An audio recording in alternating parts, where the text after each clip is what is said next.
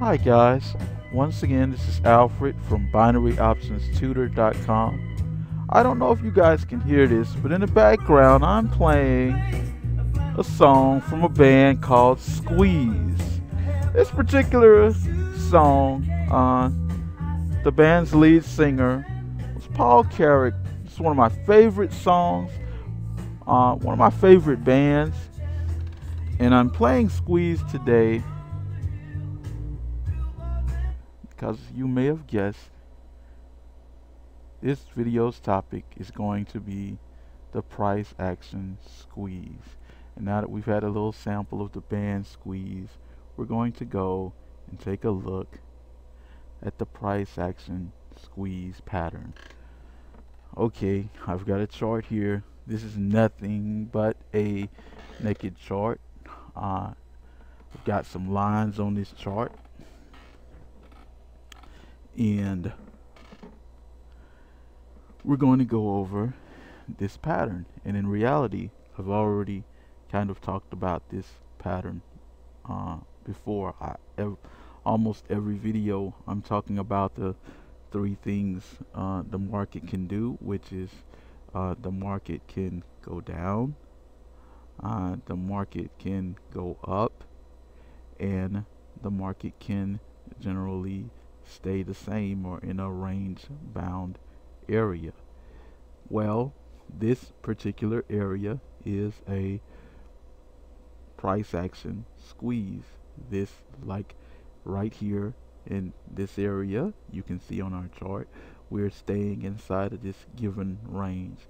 This is a 1 hour chart on the US dollar versus Japanese yen. It's just happened on Friday, last Friday. We got a little squeeze pattern here. We got a little squeeze pattern here. And the reason that I like to squeeze, for one thing, is it's a great pattern to look at prior to a breakout. If you're asleep, you're pretty much sedimentary. I mean, unless you're a sleepwalker or something, and there's a pretty good chance that you're going to wake up and you're going to become more animated. You're going to get out of bed. You're going to start moving around, and that goes for pretty much all humans. And same thing with the market. You see, when we came out of that squeeze there's that breakout to the downside. We're just looking at the market from an existential perspective. The market's traded by humans. Now, it's my own personal opinion, and this is just my opinion, that at this point, what you're seeing is probably 60 to 80% of the action that you're seeing is being governed by some type of automated or quantitative algorithmic trading. I believe it's computer generated. The quant guys are down on a very fast and accelerated level. You cannot compete with them. There's really no sense in if you're working off a longer time frame, you don't really have to. They're playing a different game entirely. But even basing looking at things from a quantitative perspective, or looking at the guys that are building AI-based algorithms similar to what we're doing over at Binary Options Tutor, regardless, all of these things are being designed by human beings, and therefore they will be embedded with the let's just call it a personality or human characteristics.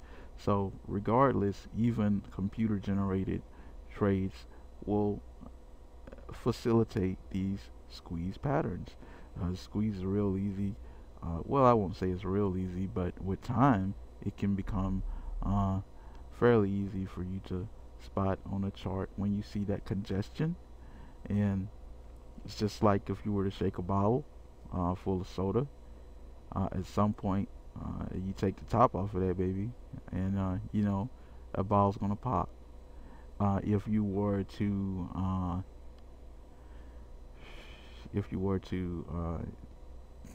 live next to a volcano, there are times when volcanoes are subject to erupt. If you're inside of a tight squeeze and you're walking through that area, there's a high probability that you're going to reach a point where you're through that tunnel and you're going to have more of a vast movement. I'm always talking about ball going up and even the ball uh, falling down and then rolling at a point prior to the reversals, and that's all the squeeze really is. We had some dynamic trading here.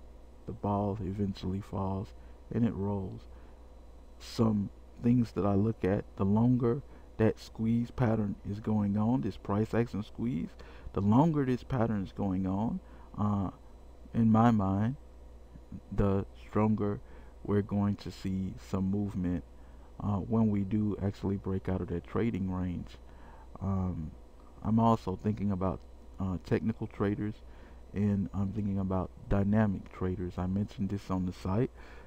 Technical traders are going to spot this range, and they're going to use whatever. They may just use price action, they may use indicators, but they're going to spot this range and they're going to be able to trade inside this range. You start to approach the top of the range, you'll be able to go ahead and take yourself some puts.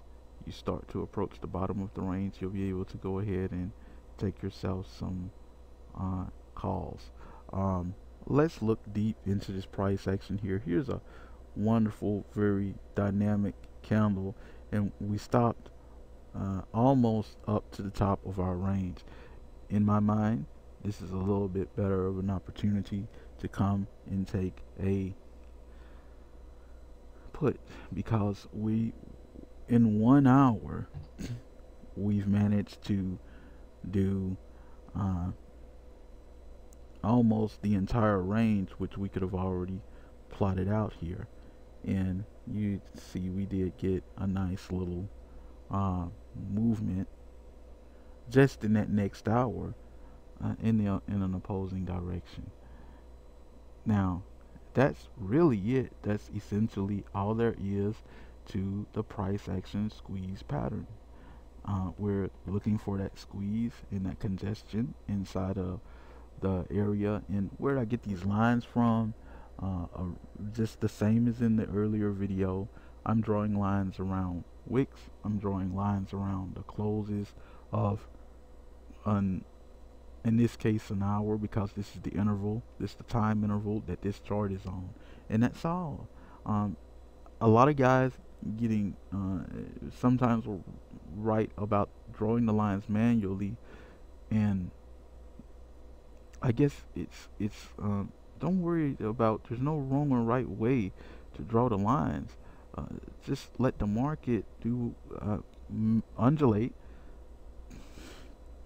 and paint a picture for you and draw your lines around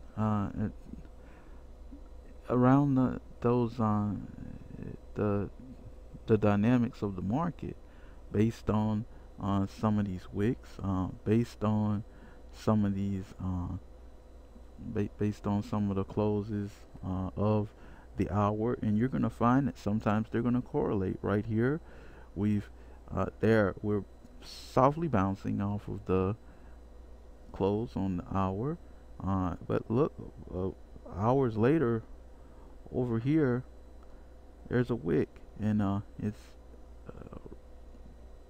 rejecting. There's some rejection there, right around that same area. Here we've got a line that's pretty much denoted by that wick barely got over this line, and there's that wick stopping at that line. Where's the breakout? when do you really break out of the squeeze? I like for the squeeze patterns to be long, and I like for the squeeze patterns to be very tight, because in my mind that's better price action setup, because you've got guys that have been range bound trading. Maybe they're doing, as I mentioned earlier, and just range bound trading, going in, scalping in and out, and doing contrarian trades within that range.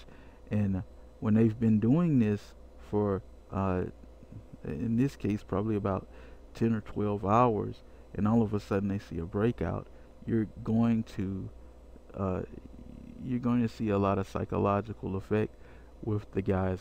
They're going to um, have to either adapt, or they start making other moves which actually push the market in a direction that they certainly don't really even want the market to go. That's not a pretty description, but that's really kind of what happens. And sometimes what happens on the market, depending on what that result is for you, is that it's not pretty. I'm not here to blow sunshine up anyone's posterior or anything. I'm just doing the best I can to be very honest and very upfront. Trading is, to some extent, whether you're doing binary options or whatever, it's pretty much a zero-sum game, and that's why you want to study and practice as much as you can, and just be armed with good information and good analysis and a proper understanding of what you're seeing on your charts. And one more thing, we've obviously got a squeeze pattern here, and we saw a breakout. We've got another price action squeeze pattern over here, and we saw a breakout to the downside in this instance. Now, it's great when you can see a squeeze pattern, because you're not really necessarily trying to see which way are we going to, well, how are we how are we going to break out. You're not trying to predict that. You're trying to wait for the action and the actual breakout to take place, and then you're going to get in and follow the breakout and follow the crowd. Then you're trading with the market, trading with the trend, and hopefully that aggressive move is going to continue in your favor. Now, we saw a little break. These wicks here are breaking out, and that's to the top side. Now, if we go back over this chart, is you move this chart backwards, and the reason that I'm going backwards is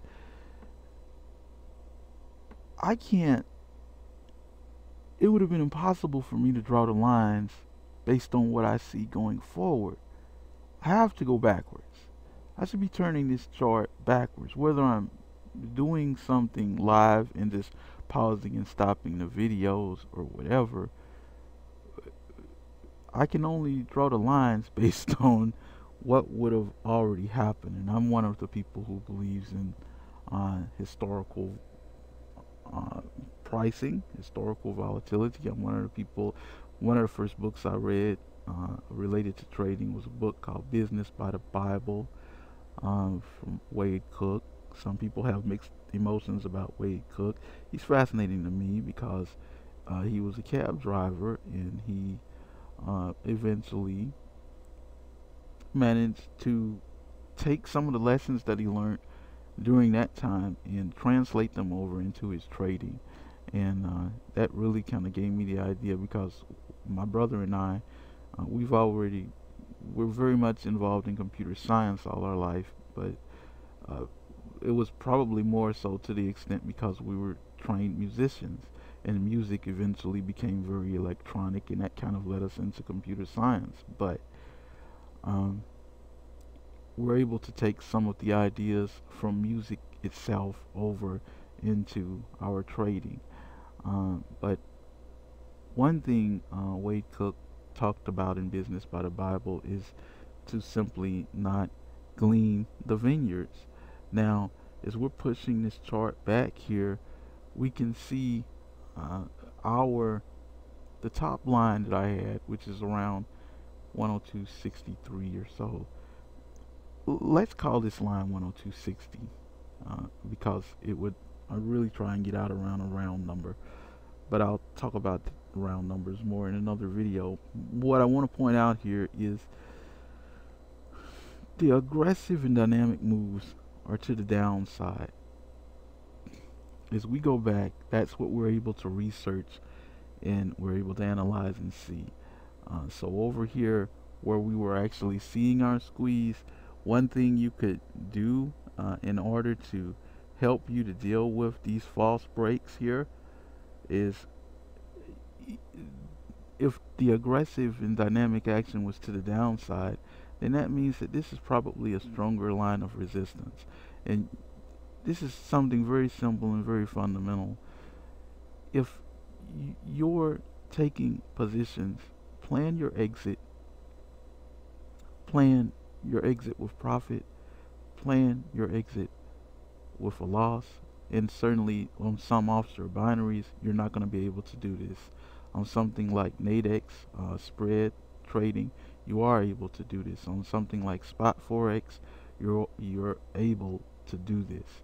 Plan those numbers early before you take the trade and plan that exposure. It's going to help you psychologically, because by the time you're in the trade, then you know where you're going to be able to leave. That if you can stick to your plan, and you know where you're going to be able to say, okay, it just didn't happen this time. If you can stick to your plan, you're not going to be able to stick to your plan every time. Don't worry about that. Nobody's perfect. And sometimes you'll stick to your plan, and after the fact, you'll say, well, gee, I maybe could have gotten squeezed a little more out of that squeeze. But since we were aware from doing our little research that the aggression was to the downside, maybe we would have avoided these false breaks here altogether and just said, hey, I'm looking for a break, but I want my break to be to the downside. And that would have brought us into the end of this squeeze, and it would have taken us down to here. And that's where there's more money to be made going short than going long. That's all I'm talking about. Another thing I want to talk about, getting back to Wade Cook, his Business by the Bible book. One of the things he brought up a lot was don't glean the vineyards. Okay, I've got a line here. It's been confirmed by wicks and interval, in this case hourly closes, and we broke the line this time to the upside. Okay, this is an aggressive move to the upside. At some point we can just say, okay, this is an aggressive move to the upside. We will be in the squeeze here. Honestly, you could have been in this squeeze here. This is why I like for the squeezes to be long and for the squeezes to be tight, because the tighter that squeeze is, the more probable it is that you're going to break out of that level. If you have 100 marbles and you put numbers on them, and they're numbered 1 through 100, and if of those marbles you drop them into a bag, and yet you find yourself constantly pulling out marbles with the numbers 1 through 10, the longer you're doing this, the more probable it is at some point that you're going to pull out a marble with a number greater than that 1 through 10 pattern that you're seeing. And that's all that we're seeing here with the squeeze. At this point, because we kept our squeeze real tight, we see this breakout, and you're able to get in a little bit earlier, and you're able to exit here at, we'll call it 60, because that'll also cover the spread. Maybe the hour was 63. Doesn't really matter. Maybe this is 63 really, but it doesn't really matter. We can leave it 60. It's a round number, and hey, there's still 2 more hours of ascension here. You're not going to worry about that, because as was pointed out in Wade Cook's book, we're not trying to glean the vineyards. you've already benefited by making the squeeze really tight in your planning, and so you were able to get in a little earlier, and also you're not worried about catching every last pip there is out here potentially to catch. This will frustrate you after the trade's over, and you'll say, well, gee, I could have held out a little longer and I could have squeezed out more.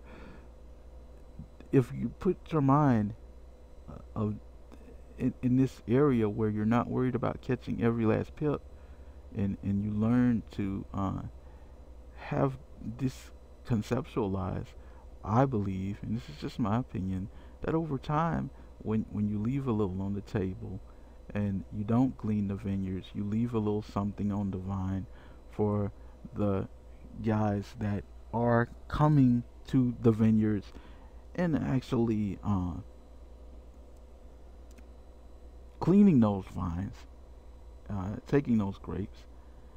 It's a good thing. The whole statement of don't glean the vineyards comes from the idea that there used to be during that time there were people coming out and manually cleaning the vines, and you would leave something on the vine so that the poor people of the village could also come through, and the little grapes that were left on the vine, there would be something there to sustain them, because in every village, in every walk of life, there's always going to be some poor people. Now, in this case, we're not talking about poor people, we're probably talking about market makers. But the market makers make a market. If there's nothing left on that vine for them, and you're trying to squeeze out every thin dime that you possibly can, then you're going to you're not going to create a situation that's going to be very inspiring for them to make a market. Let's just say that. And that's pretty much it. That's all I had to cover today. Just a simple price action squeeze pattern. It's a naked chart. I don't do a lot of stuff where I'm talking about just price action with naked charts. This is very subjective. If you're not spotting this at first, we're comparing this area here with this area here. It's just a squeeze. This is this area here. This is the range that we're in, and this area here, we're seeing a squeeze around the top of this range here. And there's a conventional theory that the dominant trend will continue. So when we see this squeeze here, which is around the top of this previous range, it helps us to believe that there are some guys following formal and conventional theory, and they're going to look to trade a breakout to the upside. Okay, same thing here. Some guys following conventional theory, they were looking to trade a breakout to the upside. I'm sorry, but there's not a lot. There's not a lot of action here. Maybe 15, 18 pips. And there really wasn't follow through. That other resistance line held. So maybe you want to play it really safe, and you want to wait until you see a break of the line. But by doing so, you're leaving some of this on the table here. Maybe you want to do leg into a trade, as formerly trained people would say. And that would be to maybe take one position here and maybe take your other position here when your first position is already in profit, and you would then be doubling down, and you would exit somewhere around 60, 102.60. These are all just little trading ideas. You could implement something like this if you were trading a bull spread on the Nadex platform, or if you were spot trading this pair. The name of our site is binaryoptionstutor.com, but we generally just like to talk about trading in general. And fundamentally, this idea here and the whole squeeze pattern is actually part of the algorithmic trading in AI that we use to generate our signals for our premium service over at binaryoptionstutor.com. If you've uh, found something useful from this video, please like, share, comment, subscribe.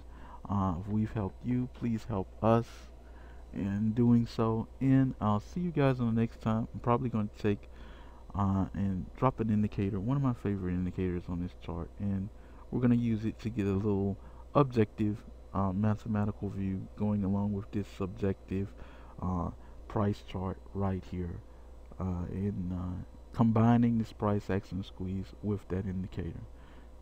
Thank you, and you guys have a wonderful day. Lots of profits trading.